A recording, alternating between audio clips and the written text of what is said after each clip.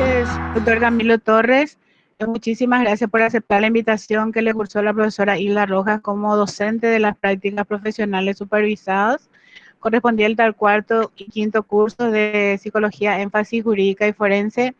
Le damos las gracias también porque varios estudiantes han ido en varios años también a su juzgado a hacer sus prácticas profesionales.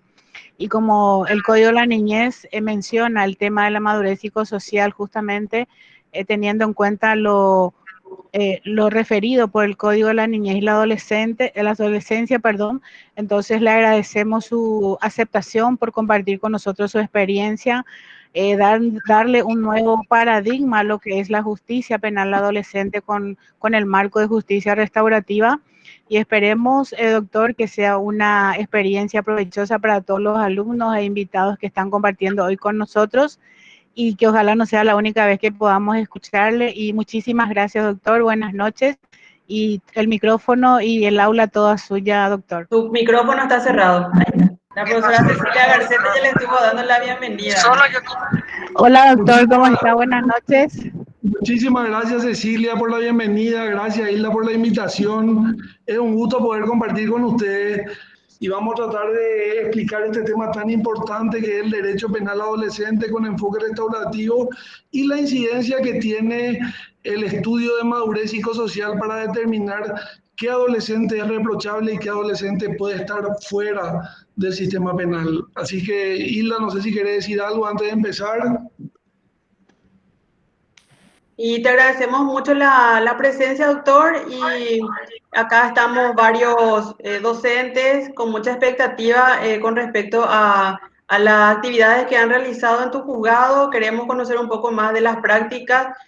Son estudiantes de psicología del ámbito forense y vamos a realizar las prácticas justamente con este enfoque restaurativo. Entonces vamos a escucharte con mucha expectativa, ¿verdad? Muchísimas gracias, doctor. Bueno, lo interesante es entender que a partir de 1989 hubo un cambio de paradigma sumamente importante que impactó en los derechos de la niñez y la adolescencia. ¿Y por qué digo un cambio de paradigma? Porque asume una nueva postura, asume realmente un cambio total de la forma de tratar a los adolescentes, que es la Convención de los Derechos del Niño.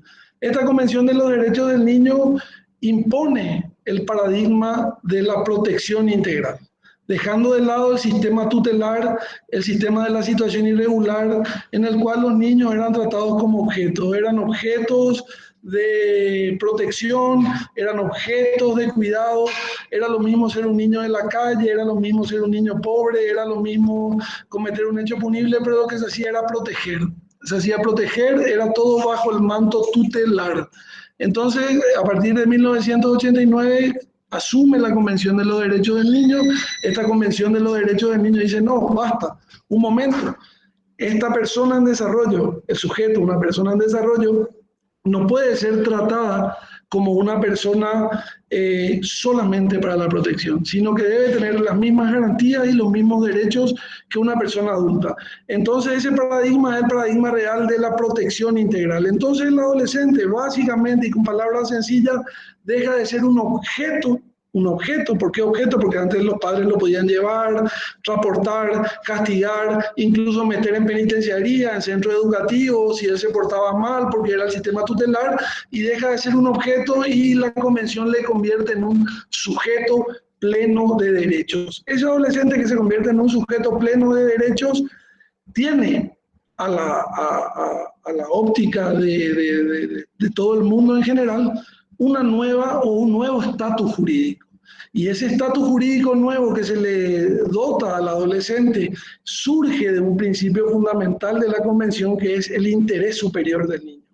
Esa Convención de 1989, que se aprueba por ley 57/90 en la República del Paraguay, posteriormente nuestra Constitución de 1992, asume todos los elementos de la Convención y dice, bueno, tenemos que darle un carácter prevaleciente al derecho del niño. ¿Y dónde está eso? En el artículo 54 de la Constitución Nacional, que dice, posterior a la convención es del 89, la Constitución es del 92, dice que todo derecho del niño tiene carácter prevaleciente. Siempre que esté en juego un derecho de un niño y un adulto, va a prevalecer siempre el derecho del niño, situación que se refleja en el artículo 3 de la Convención, que es el interés superior del niño. Todos los derechos del niño siempre van a tener ese carácter prevaleciente, y todo lo que se haga en el ámbito penal, porque esto es transversal a la niñez, a la adolescencia y al fuero penal adolescente, va a ser el interés superior del niño, ¿verdad? O sea, eso va a tener un carácter prevaleciente. O sea, vale decir, ese interés superior del niño es el principio rector de la Convención de los Derechos del Niño.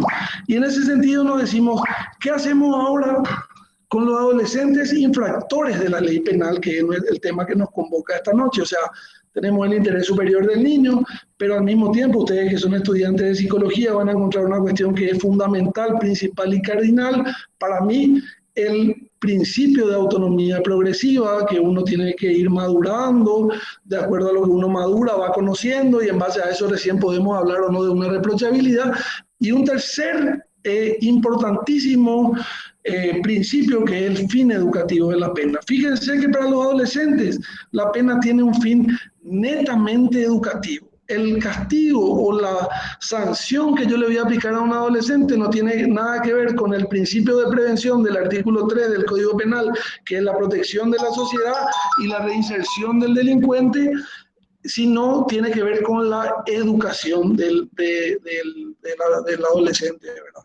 Entonces tenemos esos principios. Entonces cuando yo hablo de un adolescente, tengo que hablar que este adolescente que tiene estos principios tiene duplicadas las garantías. Ese cambio de paradigma nos puso ante esta doctrina de la protección integral, donde el adolescente pasa a ser un sujeto pleno de derechos. Entonces nos preguntamos, ¿qué hacemos con ese adolescente? Y la intervención con el adolescente tiene que ser una intervención interdisciplinaria, no tiene que ser una intervención únicamente como en el derecho penal de adultos, porque acá no se busca lo retributivo, sino que se busca lo restaurativo, que el adolescente pueda ser reinsertado, pueda ser reeducado nuevamente en su comunidad, en la sociedad, en su grupo social y lo que sea. En ese sentido es muy importante definir una cuestión. La Convención de los Derechos del Niño, que para mí es el instrumento principal, vuelvo a decir, la Ley 57/90, incorporada en nuestro sistema, establece que niño se es hasta los 18 años de edad. Niño se es hasta los 18 años de edad. Pero nosotros tenemos una ley, que es la Ley 2169 del año 2003, que establece que se es niño desde la concepción hasta los 14 años de edad. De los 14 a los 17 años, 364 días, uno es adolescente, y posteriormente uno ya es una persona adulta que se somete al régimen penal ordinario, por decir de alguna manera, ¿verdad? Entonces, en esa franja entre 14 y 17 años, nosotros tenemos que determinar una cuestión muy puntual, que es que no alcanza solamente con que el niño tenga 14 y 17 años. Dice el artículo 194 del Código de la Niñez y la Adolescencia, aparte de tener 14 a 17 años de edad, uno tiene que tener la madurez psicosocial suficiente para entender lo que hizo. O sea, el adolescente, no podemos decir, este chico que hurtó 2 sillas cable y robó una heladera es responsable porque tiene 14 y 17 años. No. Ojo, tenemos que estar seguros de que él está en condiciones de comprender lo que hizo. Y a eso lo llamamos estudio de madurez psicosocial. Ese estudio de madurez psicosocial es sumamente relevante para nosotros desde el punto de vista de que si no se hace el estudio de madurez psicosocial, estaríamos ante una persona que le llamamos en el derecho penal irreprochable. No estaríamos nunca en capacidad de decir, esta persona tiene la responsabilidad penal. Entonces, ¿cómo hacemos ese estudio de madurez psicosocial? Y por eso yo quería tocar con ustedes el estudio de madurez psicosocial. Estuve este fin de semana en una maestría justamente hablando de este tema con psicólogos forenses, y surgieron varias preguntas que voy a ir también tratando de explicar acá. ¿Por qué es tan importante? Porque nos va a decir desde el inicio, al inicio, si esta persona era o no capaz, repito, ¿verdad?, de comprender lo que hizo. Por ponerle un ejemplo rápido, nosotros tuvimos un caso de un adolescente que había cometido un abuso sexual que tras los estudios de madurez psicosocial se pudo determinar que él tenía una edad de 9 años mental. Entonces fue apartado del proceso penal porque no reunía los presupuestos de la madurez psicosocial. ¿Y qué es la madurez psicosocial? La madurez psicosocial, y ustedes acá me van a poder complementar mucho mejor de la experticia que tienen ustedes en la facultad, me dijo la profe Hilda que están en últimos años, es tener una idea de que el adolescente tiene una edad cronológica acorde a su edad mental. O sea, un chico no puede tener 14 años, puede tener una edad mental de 7, 8 años, entonces no hay responsabilidad penal, por lo tanto, el derecho penal no va a poder infringir una sanción. Y esa sanción solamente se da, y atiendan bien esto, a partir de los 14 años. Si un chico de 13 años comete un homicidio o algún hecho punible aberrante, por una cuestión de política criminal, el Estado resolvió no castigarle a ese adolescente, no castigarle a ese niño, mejor dicho. Entonces no hay nada que hacer, se tiene que derivar a programas de protección y no al derecho penal. Ahora, ocurre lo mismo, a contrario censo, si el chico tiene 14, 15, 16 años, pero tiene una edad mental de 8, 7, 6 años, este chico tiene que ser desvinculado del proceso penal, porque Paraguay adoptó el sistema mixto para la reprochabilidad, porque son los elementos del hecho punible, son la tipicidad, la antijuridicidad y la reprochabilidad. Y la reprochabilidad, repito, es la capacidad de entender lo que uno hace, por poner en palabras sencillas. Si el equipo técnico psicológico dice, este chico no entiende lo que hizo, no tiene la capacidad o no tiene la madurez psicosocial, no puede ser sometido al proceso. Ahora bien, ese estudio de madurez psicosocial que tiene que ver mucho con el proceso penal adolescente, por eso le decía al inicio, antes de que se corte la comunicación, tiene mucho que ver con una cuestión. Ese estudio tiene que ser tomado lo antes posible o lo más cercano posible al hecho punible. Yo no puedo hacer valer un estudio de madurez psicosocial como se pretende en la actualidad, y aunque ustedes no crean, y muchos de ustedes van a ser psicólogos forenses y se van a dar cuenta de que el hecho punible ocurrió en el 2018, se llegó en el 2019 al juicio oral y se capta en el juicio oral de que no hay estudio de madurez psicosocial, y el tribunal de sentencia dice, ojo, un momento, vamos a realizar ahora el estudio de madurez psicosocial. Eso ya no tiene ningún valor. El valor va a tener solamente el estudio de madurez psicosocial si se toma lo más cercano posible al momento que se realizó el hecho punible, porque lo que uno mide es la condición interna de la persona, cómo está su psiquis ahí, en el momento que cometió el hecho punible, porque esa situación puede variar radicalmente, transcurrido 1 año o transcurrido 2 años, la persona se pudo casar, pudo haber tenido una serie de cuestiones y la situación, valga la redundancia, psicológica no va a ser la misma. Por eso es tan importante, y desde la propia convención se entiende de que el derecho penal adolescente, si bien es derecho penal con reglas específicas que van dedicadas a una persona en desarrollo, que es el adolescente, porque ustedes saben que esa persona en desarrollo sufre una condición que es la adolescencia, y algunos dicen que adolescencia significa crecer con dolor, entonces uno no entiende si es niño, si es adulto, entonces tenemos estas reglas particulares. Entonces, sin ese estudio de madurez psicosocial oportuno, que se haga en el momento indicado, lo más cercano posible a la comisión del hecho punible, no va a tener ningún valor. Si no se hizo, se tiene que tener un principio que está en la Constitución Nacional, que es el indubio pro reo. Siempre se tiene que estar a favor de la persona que está siendo sindicada como autor de un hecho punible. Entonces, si no se realizó el estudio, vamos a tener como que esa persona no tiene la capacidad, no entendió lo que cometió. Ahora bien, acá viene la parte medular. El equipo interdisciplinario no está solamente equipado con psicólogos, sino que hay trabajadores sociales, pedagogos, psiquiatras que hacen un trabajo interdisciplinario. Porque el trabajador social, ¿qué hace? Va a la casa del adolescente, ve las condiciones socioambientales, trabaja con su entorno, ve si el chico tiene algún tipo de problema, consume algún tipo de droga y después le hace un seguimiento a las sanciones que pueden ser impuestas al chico. Entonces, ahí hay un trabajo interdisciplinario entre el psicólogo y el trabajador social que van a elaborar este informe de madurez psicosocial. Si la situación, aparte, porque nos ocurre mucho, en un 54% de todas las causas que entran en el juzgado penal de la adolescencia de Lambaré, hay un consumo problemático de drogas, o varios de ellos son consumidores poliadictos. Entonces, ¿qué es lo que hacemos nosotros? Le tenemos que derivar al psiquiatra del equipo técnico, que también va a tener que trabajar interdisciplinariamente y va a tener que señalar los problemas, porque acá hay una cuestión que es diferente y esto me gustaría tocar con ustedes. No es lo mismo decir no hay madurez psicosocial, no hay madurez psicosocial, la edad mental y la edad cronológica no están en sincronía, que decir tiene un trastorno mental.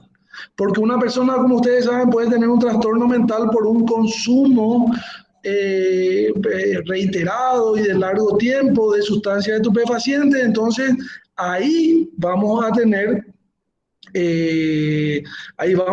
que aplicarle otro procedimiento diferente, que va a ser el no desvincularle del proceso, sino que hay que aplicar algún tipo de medidas a ese adolescente, ¿verdad? Por eso yo quiero diferenciar bien siempre: el estudio de madurez psicosocial tiene directa relación con la reprochabilidad, tiene directa relación con que ese adolescente no tiene un desarrollo mental acorde a la edad que tiene. No es lo mismo que de repente nos plantean a nosotros con mucha facilidad que viene un chico que es poliadicto, que tiene varias adicciones o que ha consumido crack por largo periodo de tiempo y que, como dicen en la jerga, está quemado, tiene que tener otro tipo de tratamiento. Ahí no podemos hablar de que hay ausencia de madurez psicosocial, sino que nos podemos referir a que hay un trastorno mental ya por derivaciones del consumo de esas sustancias. Ahora bien, la pregunta recurrente acá también, porque este estudio de madurez psicosocial es lo más importante, es lo que te determina la reprochabilidad. Para poner en palabras sencillas, repito, lo que sería la culpabilidad, que el chico entienda cuántas entrevistas son suficientes. Ustedes que son psicólogos, veo acá que hay varias personas, está Rosana que trabajó un tiempo conmigo también. ¿Cuántos estudios nosotros necesitamos para decir este chico tiene un estudio de madurez psicosocial y tengo un juez al otro lado que le tiene que imponer una medida cautelar, la libertad o no al adolescente? ¿Cuántos estudios yo necesito para que este chico, para estar seguro de que este chico tiene o no la madurez psicosocial? Entonces, ahí entramos en duda, ahí tenemos que tener un equipo técnico bien consolidado, psicólogos forenses bien formados con trabajadores sociales y los otros componentes para decir, no, este chico necesita 3 entrevistas para determinar si la madurez psicosocial es la correcta. O a lo mejor me puede decir Rosana, no, este chico, para determinar que es penalmente responsable, que él entiende que matar está mal, porque atiendan una cosa.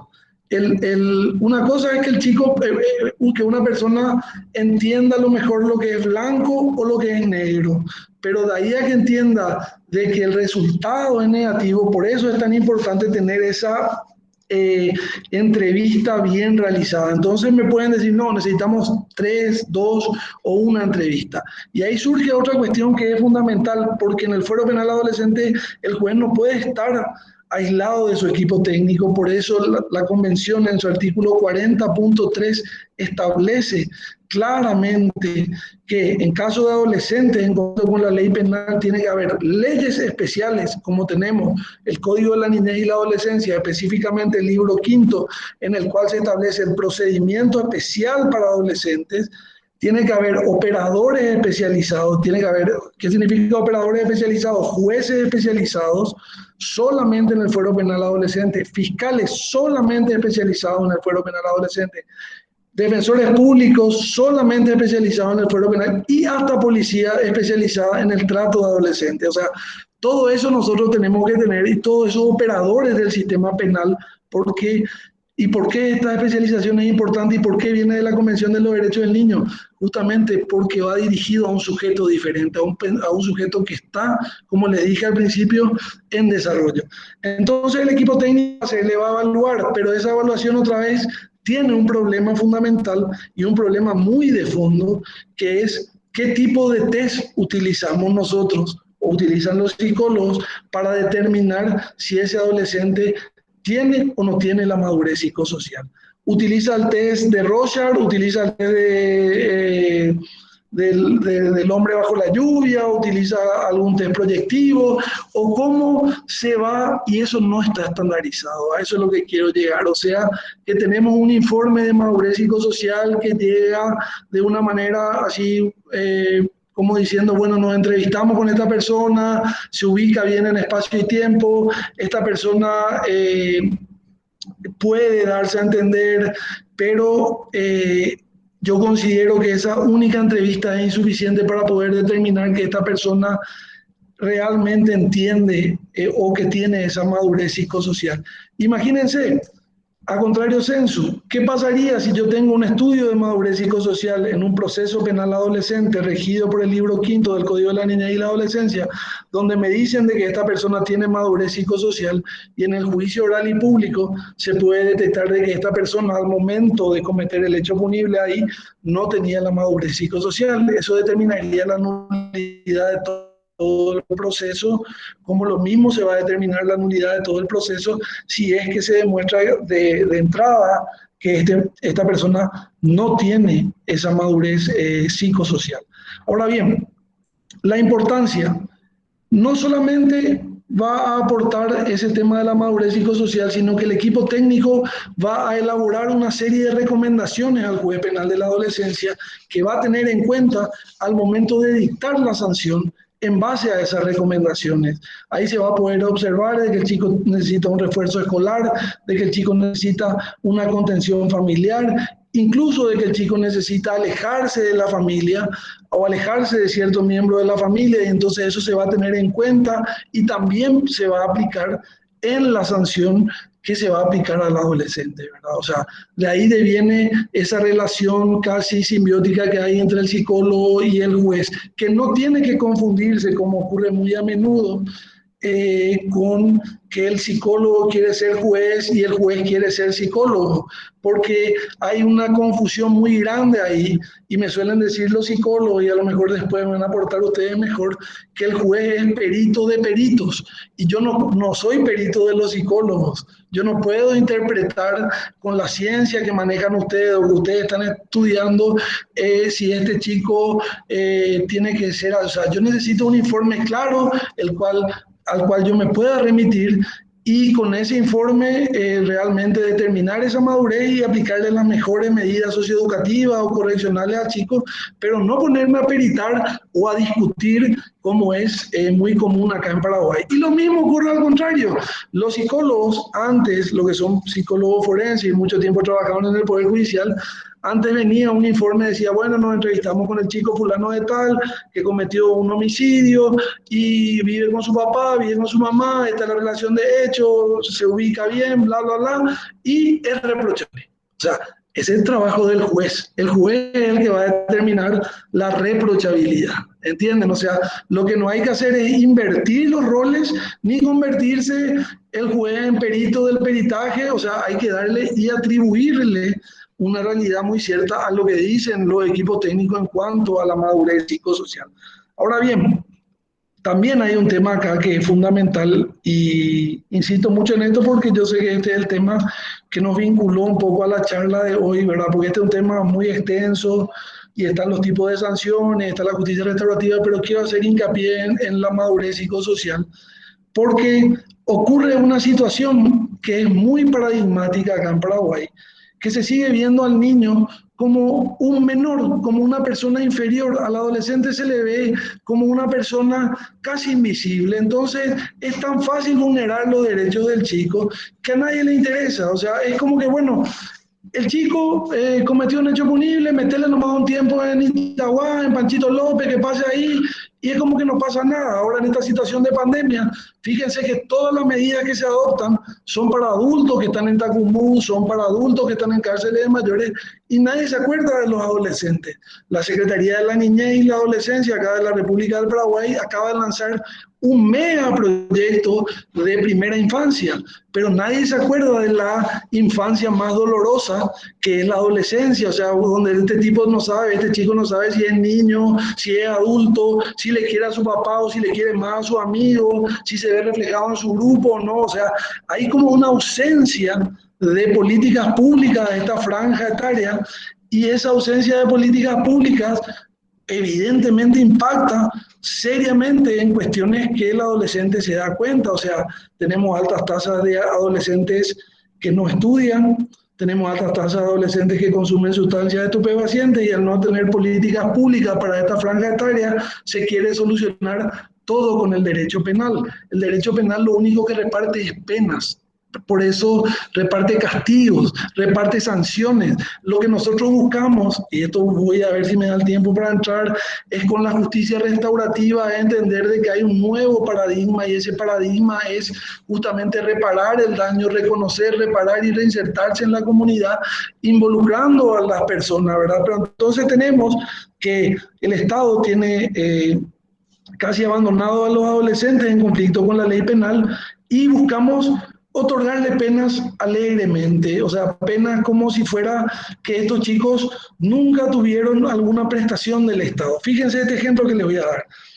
Hace poco me tocó un chico, el sábado pasado, para ser exacto, el domingo pasado en atención permanente, yo estaba de turno, que no leía ni escribía. Estamos en el siglo XX, XXI, año 2020, no leía ni escribía, firmaba con su cuajú, ¿verdad? No se había vacunado nunca y no tenía cédula. ¿Y cuál fue su primer contacto con el Estado? La sanción, el castigo, o sea, ese castigo para esconder esa problemática que tenemos. Entonces, esos estudios, y vuelvo a los estudios en estos casos de abandono del Estado, en este caso de ausencia, son fundamentales para determinar no solo en sí la madurez psicosocial, sino también el grado, la medida, la sanción que se le va a aplicar a esta persona, ¿verdad? O sea, yo no puedo tampoco ignorar el contexto social en el cual nos estamos desarrollando como juez penal de la adolescencia, y tratar de cargar a espaldas de los adolescentes toda esta problemática que tenemos, ¿verdad? Eso es un poco con relación a la importancia del estudio de madurez psicosocial. ¿Qué tiene acá una cuestión fundamental y que para mí es básica?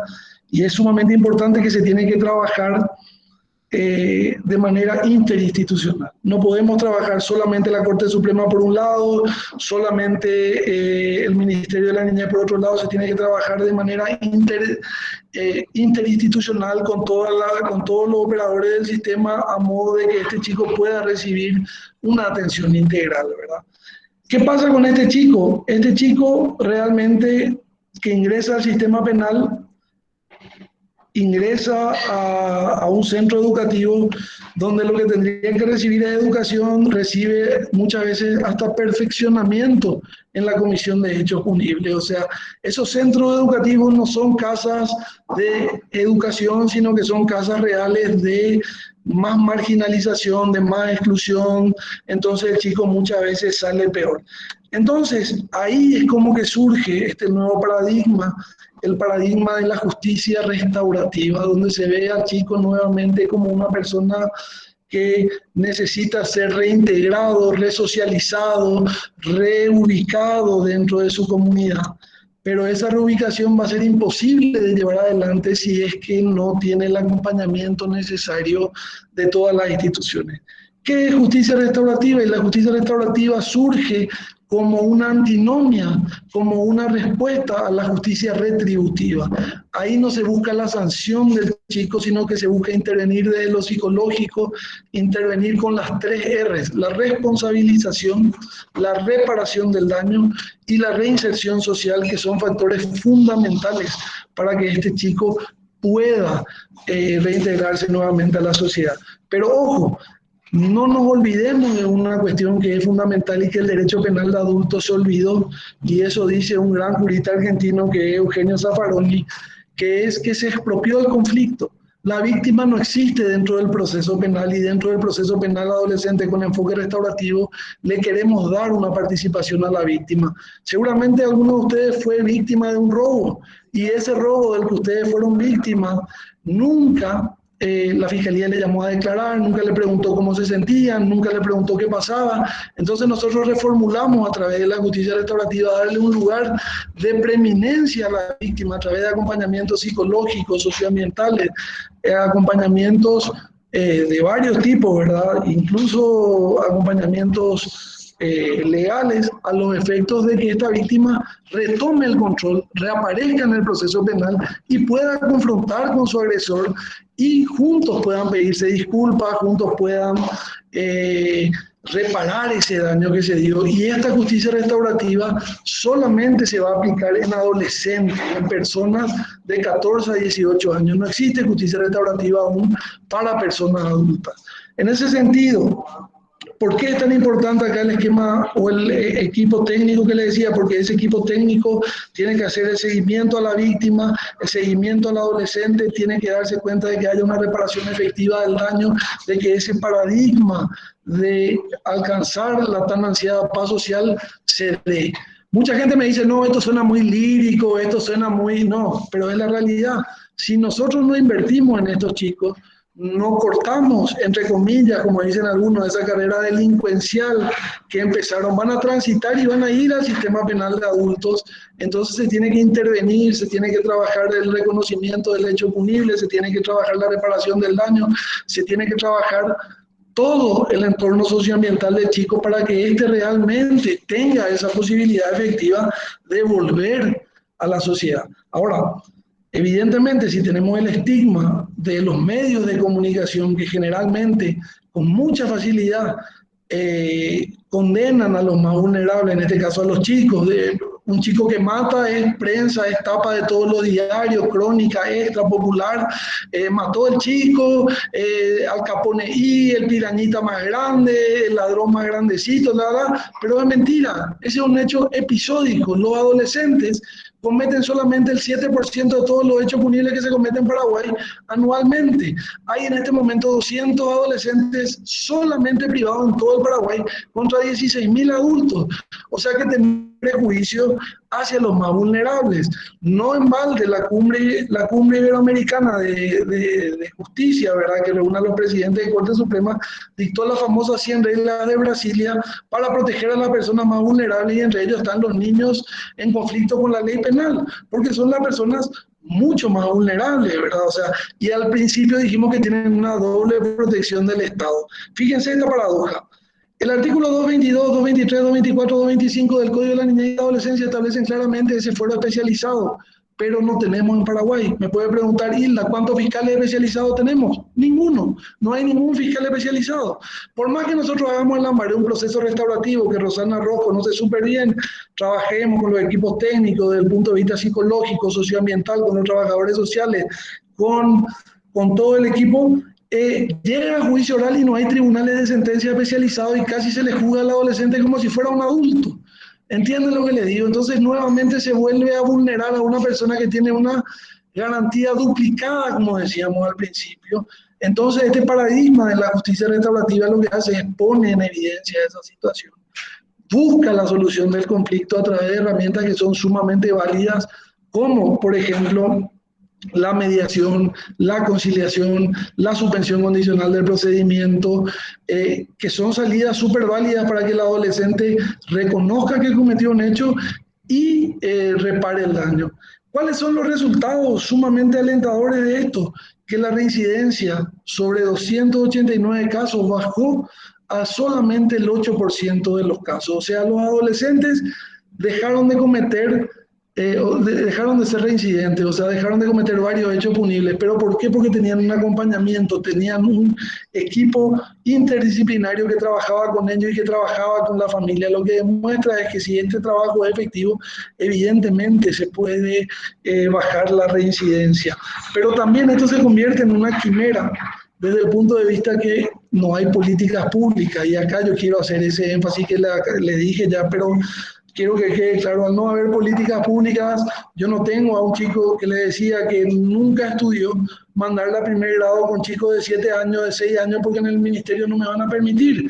Entonces me van a decir mandarle a PRODEPA, que es el programa de alfabetización para adultos, que se hace de noche con personas adultas otra vez, y es como que le revictimizo otra vez a esta persona. Entonces, son varias las cuestiones acá sumamente preocupantes para los adolescentes, ¿verdad? Entonces, partiendo de este tema del derecho penal adolescente, tenemos una persona de 14 a 18 años que comete un hecho punible, tenemos que certificar que tiene la madurez psicosocial, que no es tarea sencilla, es una tarea interdisciplinaria donde se mezcla lo jurídico, lo psicológico, lo socioambiental, donde tiene que haber un dictamen. Una vez que haya ese dictamen, podemos seguir el proceso. Tenemos que certificar que ese adolescente al momento que cometió el hecho entendió lo que hizo, entonces ahí recién podemos decir que esa persona es reprochable. Posteriormente le vamos a aplicar algún tipo de medidas, medidas socioeducativas, medidas correccionales, incluso también medidas privativas de libertad, ¿por qué no? Y posteriormente ese chico tiene que ser devuelto a la sociedad, pero tiene que ser devuelto en base a eso que le dije, al fin educativo que está establecido en el artículo 207 del Código de la Niñez y la Adolescencia, que dice que claramente que cada sanción que se aplique a un adolescente tiene que tener una consecuencia educativa. Ergo, tenemos que hacer una prognosis a futuro de que la sanción que yo le esté dando tiene que impactar en la educación de ese chico, y para que eso impacte correctamente en la educación del chico tengo que tener un informe psicológico y tengo que tener un informe socioambiental sobre las cuestiones. Y para ir cerrando, y esto le pongo como ejemplo, ¿de qué me sirve a mí también hacer un proceso educativo con un chico que sale de su casa, que le hicimos un buen trabajo de desintoxicación, que incluso tenía una enfermedad venérea, que se le trató en los hospitales, que tuvo contención, pero después tiene que volver al mismo entorno? Muchas veces al volver al mismo entorno vuelve al mismo problema. Por eso tenemos que tener esa situación bien controlada. Yo no hablo de criminalizar la pobreza, sino que digo nomás que en ese contexto es importante saber cómo trabajar, saber cómo abordar, es importante saber dónde el chico va a volver, cómo va a volver ese chico. Entonces, es muy importante también tener en cuenta la condición de esa persona, es muy importante tener la condición socioambiental, ¿verdad?, de este chico. Por último, ahí es donde se impone la justicia restaurativa como una salida válida para alcanzar la paz social, donde el adolescente, como le decía, se puede reinsertar plenamente a la comunidad, haciendo trabajo en beneficio de esta, reparando el daño material, el daño simbólico. A un chico no se le puede exigir jamás de que pague más allá de sus posibilidades, ¿verdad?, más allá de sus cuestiones. Por eso se trabaja mucho el pedido de disculpas, se trabaja mucho el perdón. Y ahí recién podemos hablar de que estamos alcanzando un fin educativo. Si yo no alcanzo el fin educativo, vamos a seguir dentro de lo punitivo, de solamente el castigo, de darle una retribución por el mal que causó, entre comillas, y eso es lo que no se busca en este fuero, ¿verdad?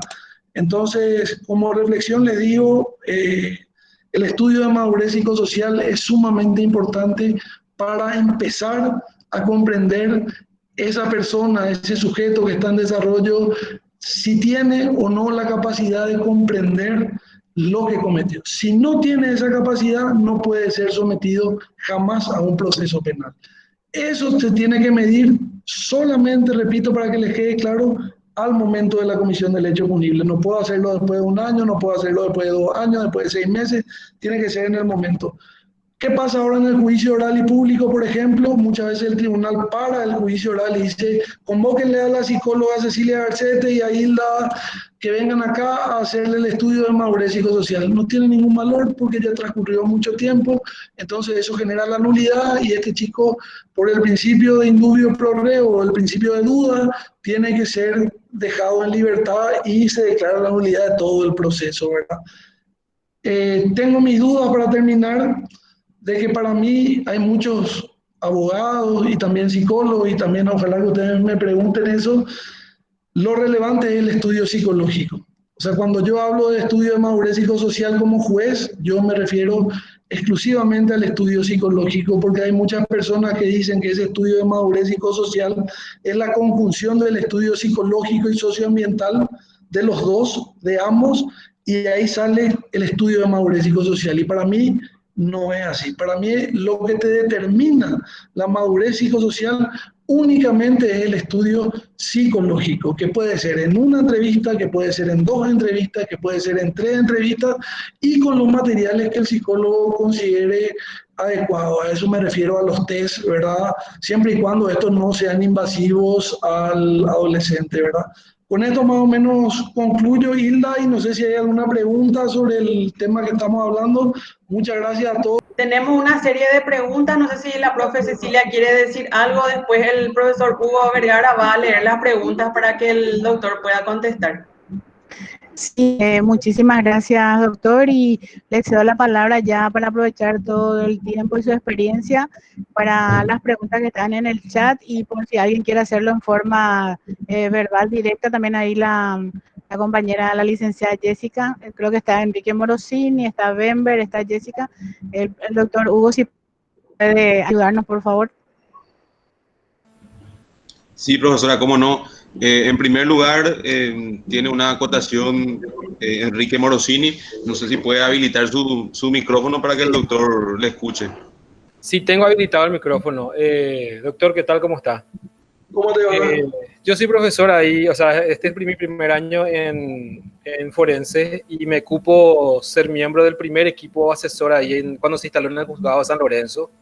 Sí. Y nosotros dejamos una tarea pendiente porque a mí personalmente me tocó desarrollar los instrumentos para valorar la madurez psicosocial, ¿verdad? Y tengo, digamos, todavía como una carga muy pesada, pendiente, digamos, no se puede hacer algo improvisado, requiere mucho trabajo y compromiso, pero posible, digamos, de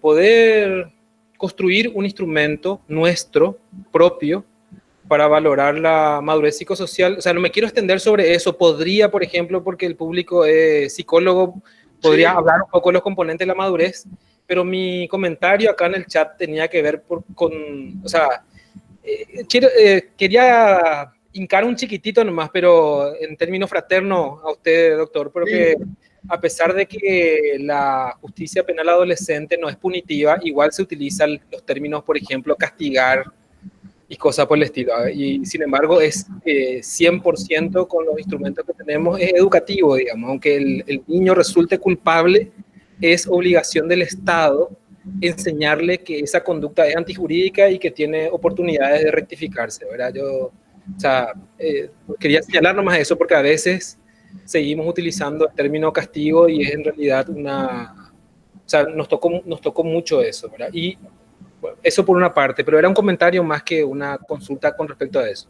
Con relación a lo que usted decía con la conjunción del trabajo del psicólogo con el trabajador social, a mí me tocó una experiencia, lo voy a poner así en términos anecdóticos solamente para luego concluir con respecto a lo que usted señalaba recién sobre el diagnóstico de madurez psicosocial combinando información del psicólogo y del trabajador social, ¿verdad? A mí me cupo trabajar con un psicólogo, con un trabajador social fantástico, y nosotros no hacíamos la evaluación en la oficina, sino que íbamos juntos a visitar la familia. Cuando él hacía la entrevista a la familia, yo me encargaba de hacer la evaluación del contexto, y si el chico no estaba privado de libertad en ese momento, hacía también la entrevista ahí en su lugar de residencia, ¿verdad? O sea, visitamos muchos barrios pobres, o sea, nos permitió entender, digamos, el contexto social que vivían los chicos. Coincido con usted plenamente de que la valoración de la madurez psicosocial es una cuestión puramente psicológica, ¿verdad? Pero el aporte de lo socioambiental tiene que ver con cuáles son las medidas razonables para ese caso. O sea, yo no le puedo recomendar una medida de obligarle a la familia de que vaya a la escuela, por ejemplo, cuando no tiene ningún familiar que se pueda hacer cargo, o no tiene ninguna escuela cerca, o no tienen ni siquiera los recursos para pagarse un lápiz o lo que sea. Por eso que nuestro trabajo integrado era muy importante para que el dictamen del equipo técnico integrara, digamos, ese dictamen sobre la madurez psicosocial, y por otro lado también cuáles son las condiciones sociales que admitían algún tipo de medida protectora, más que nada, ¿verdad? Porque más que socioeducativa, que era en el caso de la conclusión del proceso, si es que sería culpable, entre comillas, ¿verdad? Son medidas protectoras las que se toman mientras tanto dure ese proceso, ¿verdad? O sea, un comentario nomás, ¿verdad?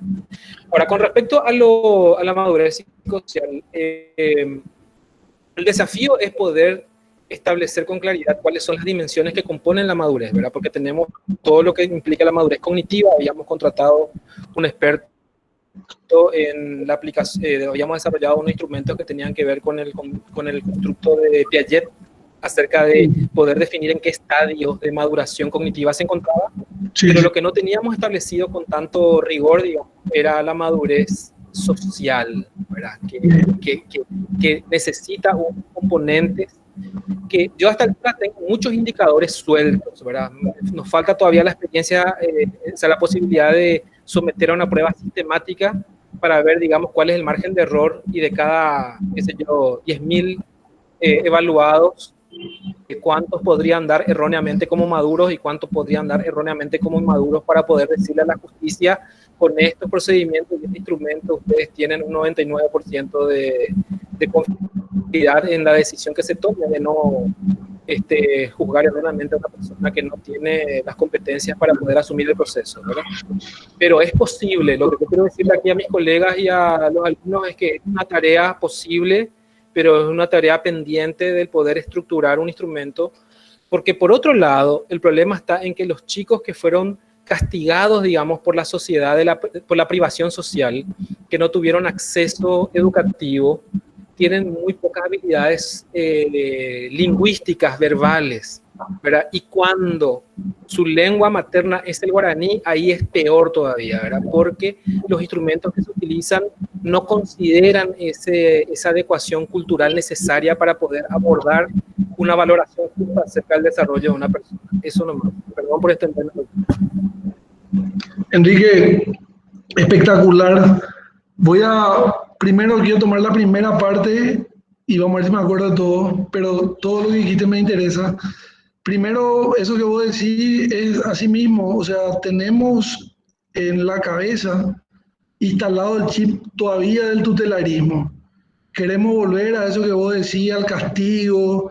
Fíjate que cada tanto tiempo se quiere volver a bajar la edad de imputabilidad de 14 a 12 años porque pensamos que si bajamos la edad de imputabilidad vamos a cortar el delito, o sea, no se tiene estadística, o sea, siempre se va sobre el mismo discurso, o sea, es como que no se avanza, se sigue diciendo menor, no se usa la terminología de la convención que son niños, niñas y adolescentes, o sea, es como que siempre, como decíamos, se trata de vulnerar a la persona, entre comillas, más vulnerable, ¿verdad? Entonces, en eso comparto plenamente contigo, ¿verdad? Pero eso tiene que ver con una cuestión que dijimos, que hasta que no haya un fuero especializado, real, porque es ahí donde se va a poder desarrollar el chico, o sea, con el fiscal, con el defensor, con el juez, con el policía, y no que esté así a la Bartola, como se dice el chico, se va a poder esto viabilizar de manera mucho más sencilla, ¿verdad? Eso es por un lado fundamental, ¿verdad? O sea, tenés razón, a mí eso me preocupa porque es cíclico. Ahora, por ejemplo, en Uruguay y en Brasil estaban pidiendo aumentar las penas, porque las penas de adolescentes son mucho más bajas que las de adultos. Fíjate que en Paraguay la pena máxima para un adolescente es 8 años y para un adulto es 30 años, y la gente considera que eso es demasiado poco, desconociendo que la carga emocional que representa para un chico de 15 o 16 o 17 años estar privado de su libertad 5 años, o sea, no va a ser jamás igual a la de un adulto. O sea, ese paradigma del adolescente con derechos y con garantías que le dio la convención, es como que la gente se resiste todavía a aceptar, ¿verdad? Es como que la gente no quiere todavía entender de que tiene duplicada y tiene más garantías que nosotros, ¿verdad? Y te pongo un ejemplo último, no me voy a extender mucho. Estos tribunales especializados están desde el 2001 creados y nunca se establecieron. Vos sabes bien que vos fuiste uno de los primeros ahí en San Lorenzo con la doctora Sonia Sánchez en aquel momento establecido. Pero sin embargo se nombraron tribunales de drogas, tribunales de delito económico, tribunales de lo que sea, que no están en ninguna ley. O sea, cualquier tipo de hecho punible es más importante que un adolescente. O sea, que un adolescente que está en esa etapa de crecimiento, ¿verdad? En el segundo punto, otra cuestión interesante que vos mencionaste, es que realmente es así mismo, no está estandarizado. Sería muy bueno, por eso yo hice mucho hincapié en el estudio psicosocial, estaría muy bueno estandarizar una forma o tener un instrumento que arroje de alguna manera esa forma de medir la madurez psicosocial y que no quede al arbitrio de cada uno cómo hacerlo, ¿verdad? O sea, lo que vos hacías era un poco de psicología comunitaria, vos mismo te ibas a la casa, vos mismo veías, por eso yo digo que el psicólogo no necesita el dictamen del trabajador social para decir que esa persona tiene madurez psicosocial, porque ese mismo trabajo lo podés realizar vos, ¿verdad? Con el ejemplo que diste, o en la entrevista misma que sea al chico, le tomás sus datos, revelás más o menos su situación, entonces yo creo que eso es fundamental, pero estamos lejos porque no hay, yo busqué mucho en la literatura y sobre todo acá en algunas tesis, en algunos libros, ¿verdad? La definición exacta de madurez psicosocial y no hay una definición única de madurez psicosocial, o sea, hay varias definiciones de madurez psicosocial. Entonces, yo le puedo enviar, doctor, ¿sabe qué? En el informe que nosotros entregamos, porque me llamaron de la Dirección de Derechos Humanos, de Derechos Humanos, ¿cómo que se llama? Ahí de la Fiscalía, ¿verdad? Y me dijeron, del Poder Judicial, y me dicen, nosotros necesitamos que le dé continuidad a este informe, me dice. Y yo abro el informe y es el informe que yo había presentado hace 15 años atrás, ¿verdad? Y lo que yo hice fue una recopilación bibliográfica acerca de, porque el problema mismo es que a qué es lo que le llamamos madurez psicosocial, ¿verdad? Y entonces yo le puedo compartir, porque hace poco recuperé mis archivos antiguos y ahí está un poco recopilado desde un amplio, digamos, desde una amplia revisión teórica, cuáles son los ejes que permitirían elaborar una formulación así más concreta y específica de a qué nos referimos cuando nos referimos a madurez psicosocial y cuáles podrían ser los indicadores en esas dimensiones que le señalaba, ¿verdad? Porque, o sea, yo no soy celoso de eso porque en realidad a mí me parece que se tiene que hacer, solo que quedó encajonado por ahí. Cada vez que revive la idea es, bueno, ¿cuánto vamos a ver? Le ponemos a fulano, sultano, mengano en el equipo, ¿cuánto le vamos a pagar a aquel? Y siempre se diluye, ¿verdad? Todas las veces que me llamaron al final era para poder acomodar a un grupo de técnicos para que puedan figurar en el proyecto y lastimosamente por culpa de eso murió, ¿verdad? Incluso en la época en la que yo fui contratado pasó algo similar y por eso se desfondó, digamos, el proyecto que tenía como última etapa el poder crear un instrumento propio, porque como le digo, tenemos inclusive resolviendo el problema conceptual, digamos, y el problema metodológico parcial, tenemos el problema de la equidad, es decir, los indicadores que sean justos tanto para varones como para mujeres, tanto para ricos como para pobres, tanto como para personas del área rural como del área urbana, suburbana. Pero ahí, por ejemplo, sí te quiero interrumpir y ahí tendría que ser, y esto yo puse en un artículo que les puedo compartir si quieren, que hay una criminalización de la pobreza más acentuada aún en los procesos penales de la adolescencia. En un estrato social elevado hay hechos punibles que no se sancionan, que en la pista de baile de Villa Lorito, de Villa Elisa, son gravísimos, pero acá no se van a sancionar. O sea, esa selectividad del derecho penal se acentúa mucho más en adolescentes de escasos recursos. O sea, el derecho penal se convierte, vale la redundancia, en súper selectivo con los adolescentes de escasos recursos. Y yo por eso le incito mucho a los psicólogos, y eso sabe Rosana Ross, que le veí por ahí, que justamente yo quiero que se refleje eso en el informe. O sea, de repente hay hechos punibles como que se castiga mucho más al morochito que anda descalzo, que es un peligro en sí mismo o un peligro para sí. ¿Y sabes cómo le llamamos nosotros eso? La inversión del interés superior del niño. Yo te encierro para que estés mejor, yo te encierro para que comas, yo te encierro porque sos un peligro para vos mismo y para la sociedad. Entonces lo que hago es invierto el principio rector de la Convención de los Derechos del Niño, el que le tiene que proteger, y le digo, no, vos vas a estar mucho mejor encerrado, ¿verdad? Entonces, totalmente. Nosotros trabajamos muchísimo eso con la jueza Sonia, por ejemplo, porque para ella misma fue un aprendizaje así muy complejo, ¿verdad? Yo me acuerdo que el primer modelo de informe psicosocial que me pidió, bueno, yo quiero algo como esto, era justamente un informe, primero que era críptico, no se entendía nada de lo que decía, pero que al final le diera así taxativamente si está o no maduro, ¿verdad? Y que con eso ella pudiera tomar una decisión. Pero ella se resistía mucho a involucrarse en la idea de lo que es la madurez psicosocial y hasta qué punto ella es la que finalmente tiene que resolver si hay indicios suficientes como para dictaminar que se suspenda el proceso, ¿verdad? Pero fue un aprendizaje muy lindo porque finalmente ella fue el principal apoyo que tuvimos. Pero eso mismo que usted está diciendo es un problema enorme, ¿verdad? La falta de equidad, tanto en las evaluaciones, tanto en la forma de conducir el proceso. Pero sí. Ya, perdón, yo no quiero robar el espacio, no, pero quería más compartir esto, me pareció interesante. Gracias, Enrique, excelente. Hilda. Sí, gracias, profesor Morosini. Habían una o dos preguntitas más y después vamos dando ya el cierre. Por favor, si el profesor Hugo puede leer y cortito nomás ya, por favor, para en honor al tiempo del doctor, ¿verdad? Sí, gracias, doctora. Voy tomando nota incluso también de la transmisión en YouTube. Y el doctor Oscar Montañez pregunta desde el punto de vista jurídico si el adolescente indígena cuenta con un criterio especial a la hora de determinar la madurez psicosocial por parte del juez, ya que los análisis generalmente son análisis estándar. Entonces, esa consulta transmite el doctor Montañez, querido doctor Camilo Torres. Gracias, Hugo. Gracias, Hugo. Hace rato no te veo. El tema es fundamental. Hace poco, hace 3, 4 años atrás, hubo una polémica muy interesante que me llamó mucho la atención, donde se peleaba el INDI con la Secretaría de la Niñez, porque habían estos chicos indígenas ahí al costado del Borbón, del hospital, del Hotel Borbón, perdón.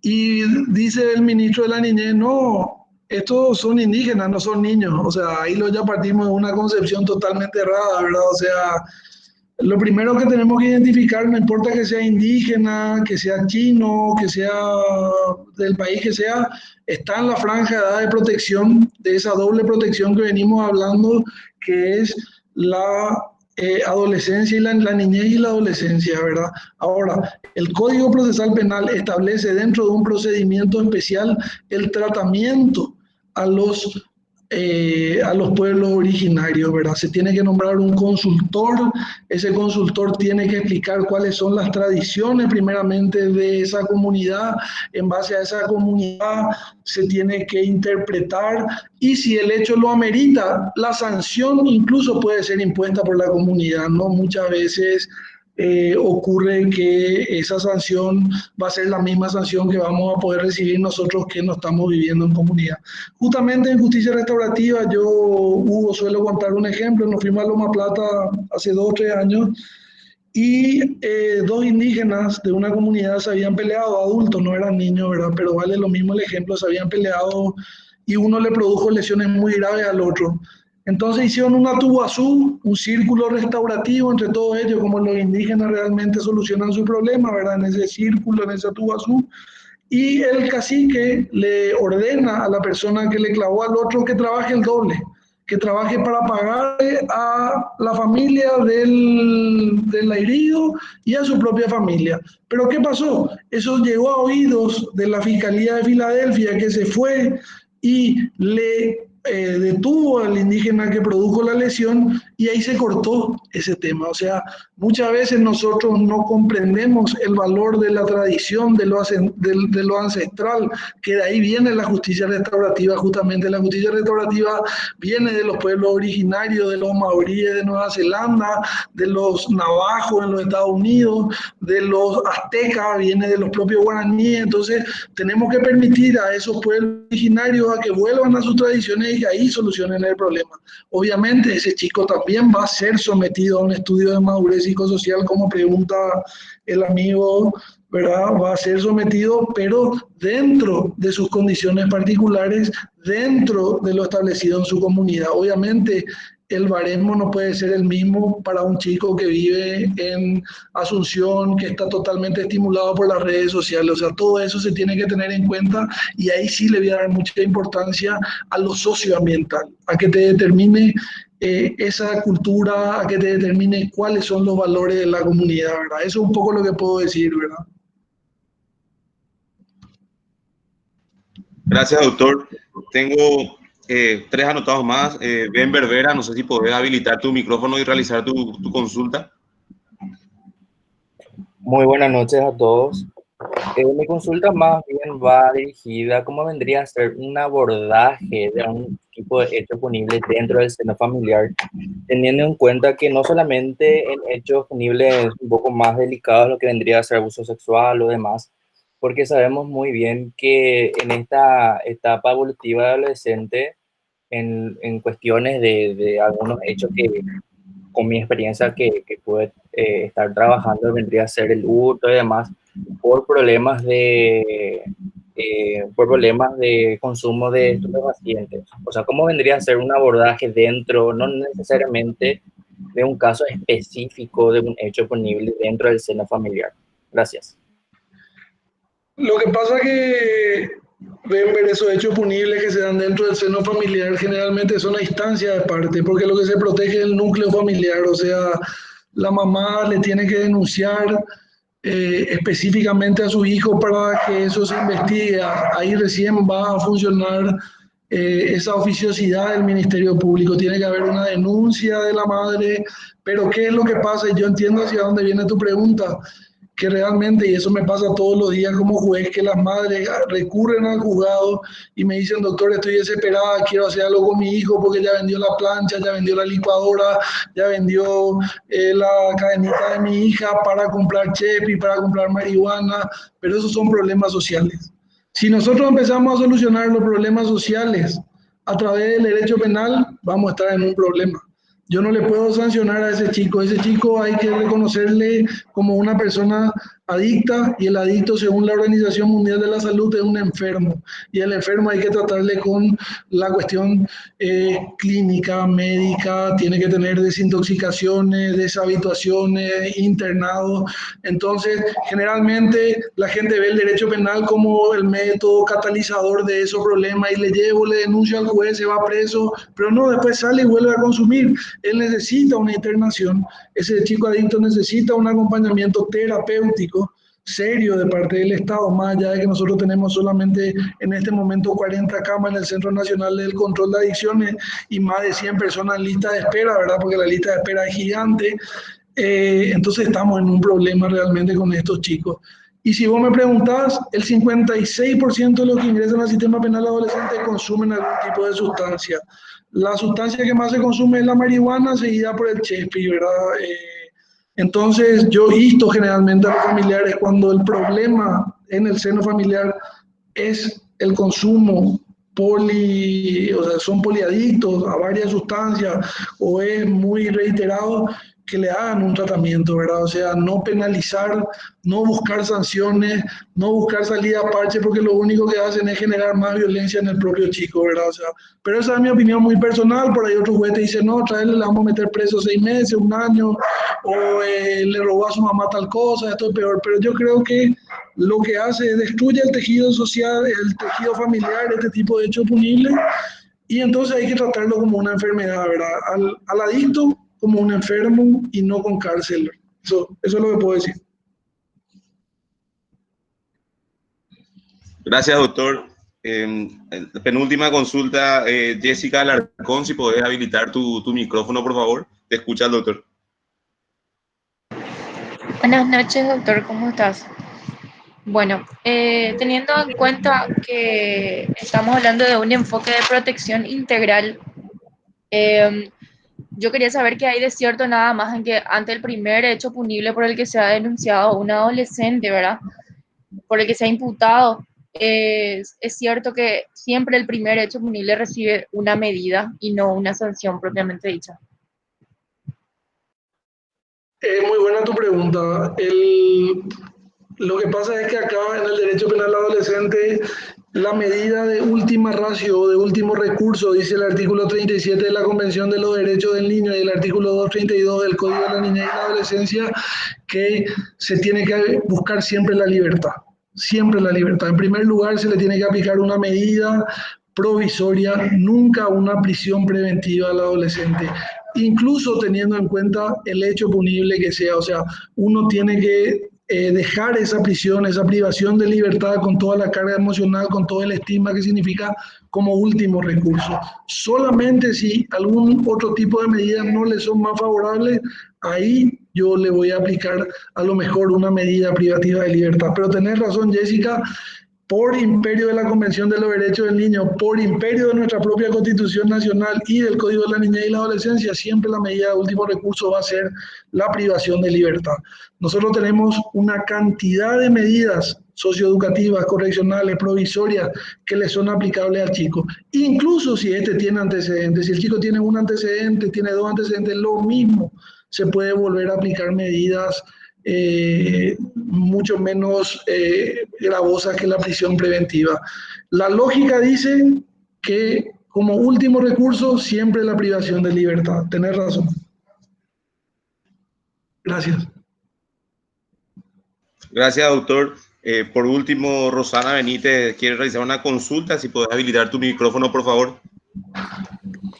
Hola, doctor, ¿cómo está? Tanto tiempo. Un placer, un honor. Qué maravilla volver a escucharle, tener una clase con usted, fantástico. Solamente quería hacer una pequeña reflexión en referencia a lo que es justicia restaurativa.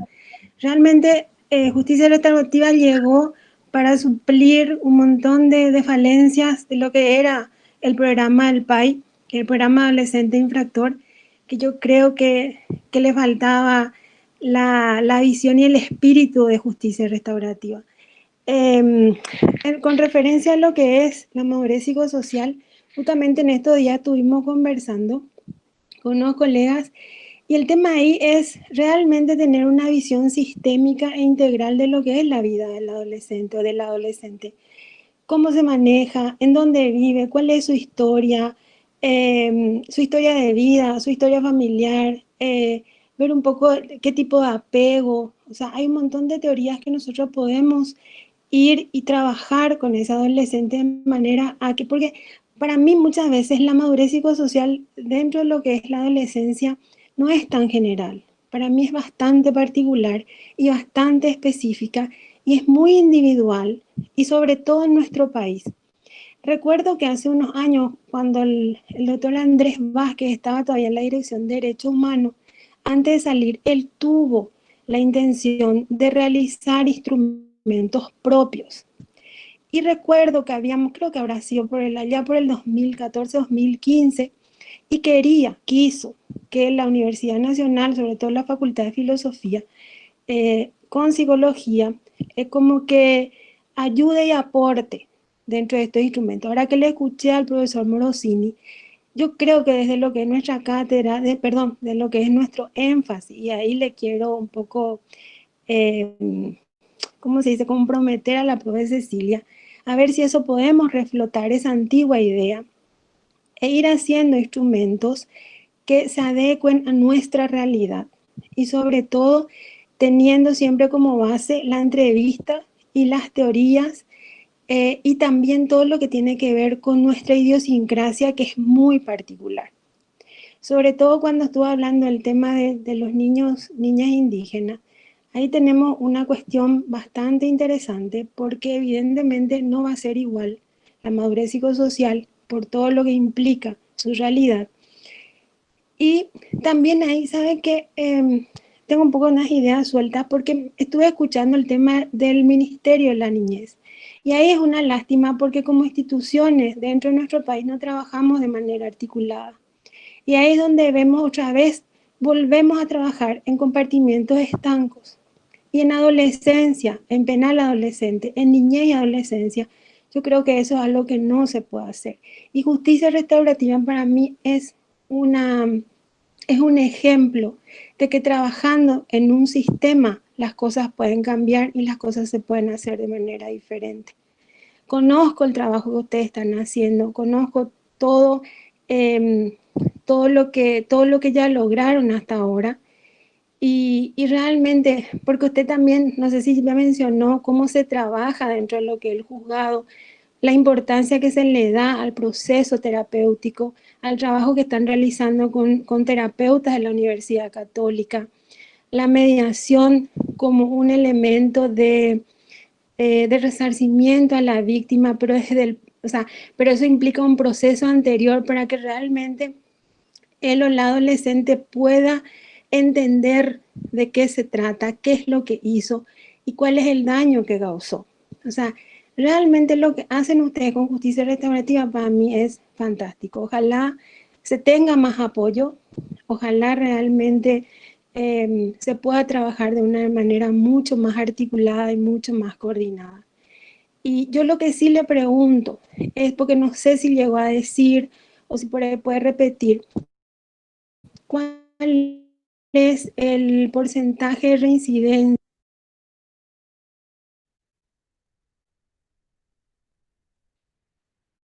Abandonó la reunión la profe, por lo visto tuvo una desconexión de su internet. Y bueno, tu micrófono, doctor.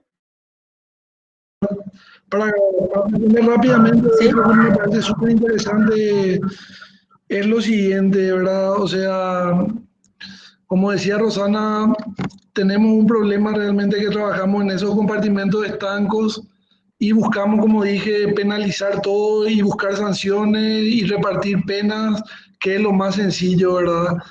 Pero sí es importante entender que, y esto les digo, y últimamente ando diciendo mucho en este tipo de charlas, que nosotros utilizamos a la justicia restaurativa como un método eficaz de resolución del conflicto, ¿verdad? Tendríamos que tener otra charla para explicar cuáles son los instrumentos, cuáles son las formas, cuáles son los resultados restaurativos, cuáles son los procesos restaurativos, cómo se da eso, cómo impacta en la víctima, cómo impacta en la comunidad, que son fundamentales, ¿verdad? Pero ahora no voy a hablar de eso.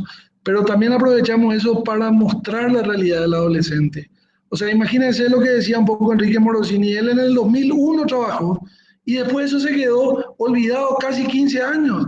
Recién se retomó en el 2012, volvimos a retomar y en ese periodo de tiempo nunca más existió. Entonces también utilizamos la justicia restaurativa para poner en vidriera la situación de los chicos, para demostrar que estos son realmente educables, porque la gente no podemos hablar de reeducación muchas veces porque estos chicos a veces no están ni siquiera educados, ¿verdad? O sea, hablamos de educación, por eso es tan importante apostar a este tipo de salidas que no tienen que ser dadas en un solo lugar, sino que se tienen que replicar en toda la República, ¿verdad? No solamente en Lambaré, Villa Elisa, San Antonio y Comitán, sino que tienen que estar en todos lados. Entonces, por eso le digo, y Hilda, vamos a quedar para otra ocasión para el tema de todo lo que sea justicia restaurativa, los procesos restaurativos y compañía.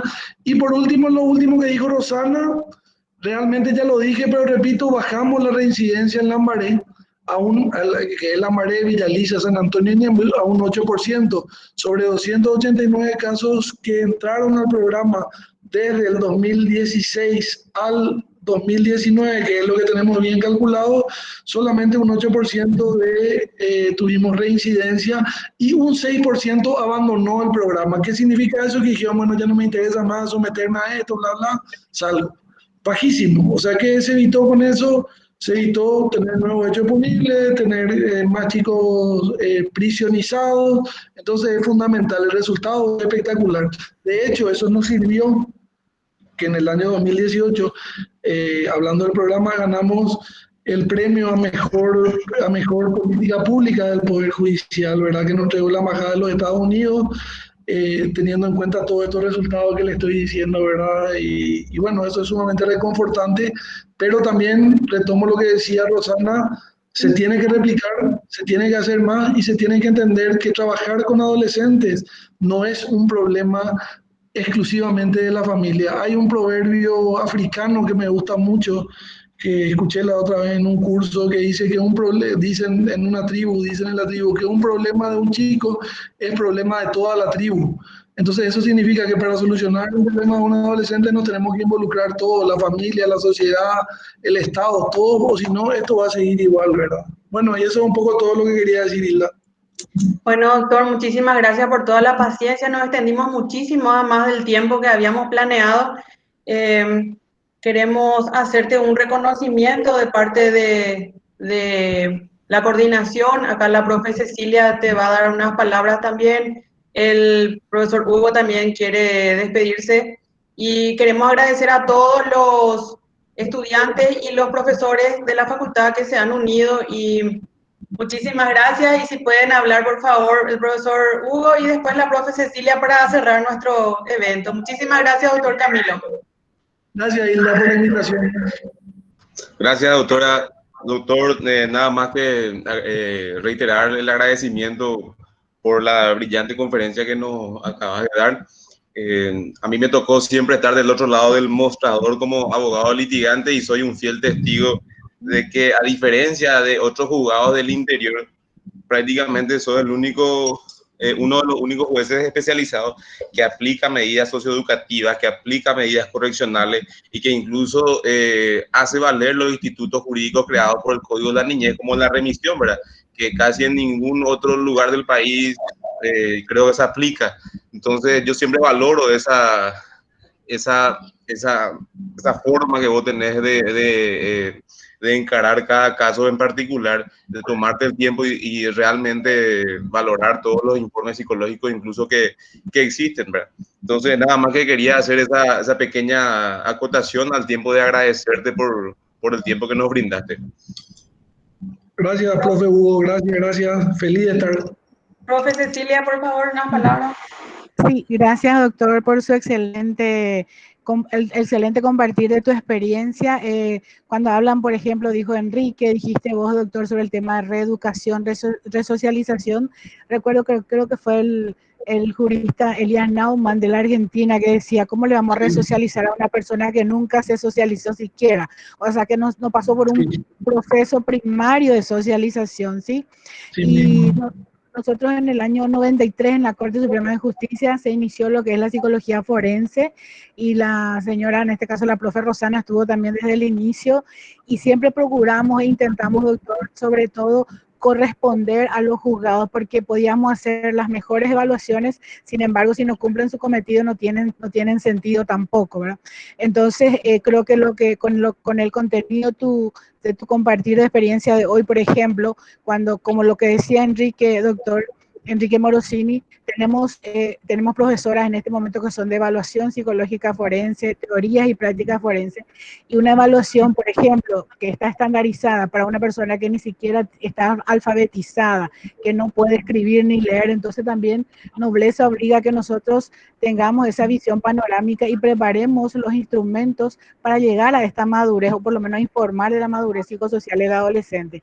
Y más, como dijo también Rosana Benítez de Ros, la peculiaridad de que creo que tenemos una población bastante inmadura. Somos muy peculiares en ese sentido. Voy a usar un término así en guaraní que se dice muy guasucurú con los muchachos y las chicas, y la gente dice en Estados Unidos los 18 años se van a su casa y acá a los 30 siguen estando en la casa de sus padres. Entonces, ese ambiente, ese tema emocional contribuye muchísimo a la madurez, doctor, y noble, como digo, entonces otro abordaje específico y ojalá de aquí a poco podamos tener entonces una batería de instrumentos que ayude a medir esto que tanto necesita la justicia. Y por todo lo que estás haciendo por estas personas, doctor, por sus derechos humanos, por su dignidad, muchísimas felicidades, muchísimas gracias en nombre de la sociedad también. Gracias por darnos hoy tu tiempo, gracias profesora Hilda, gracias a los alumnos y alumnas del énfasis jurídica y forense, a los docentes que nos están acompañando también. Y bueno, con este certificado, doctor, si bien no podemos enviarte una valija de otras cosas, muchísimas gracias, muchas gracias. Gracias, doctora, gracias Cecilia, gracias Hilda, gracias a todos los presentes, un gusto y a la orden de siempre, seguimos en contacto. Hasta luego, un gusto. Gracias, igualmente. Hasta luego, chao, chao. Chao, chao.